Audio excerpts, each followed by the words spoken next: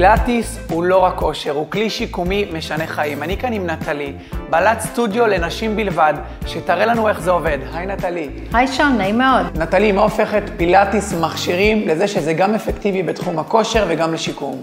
אז קודם כל טוב ששאלת שון.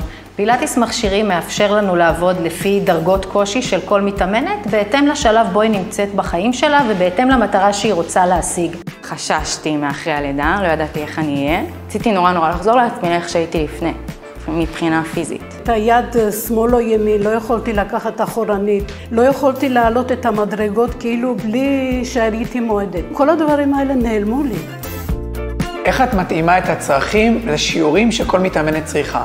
אז ראשית, כאשר המתאמנת יוצרת איתי קשר, אני עושה לה איזשהו תשאול קצר כדי להבין על מצבה הבריאותי ומאיזה סיבה היא פנתה אלינו. ברגע שאנחנו ממפות את המטרות שלה, אז בעצם אני יודעת איזה תוכנית ומה אני יכולה כן להתאים לה במהלך האימון שאליו היא הצטרפה. ואז אני בעצם באופן הדרגתי בונה לה את היציבות, שיווי משקל, כוח וכדומה, בהתאם למצב הספציפי שאליו היא פנתה.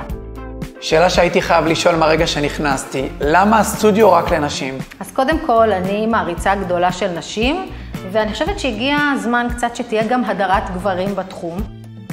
ובעצם אני מקדישה את כל כולי לנשים בכל שלבי החיים.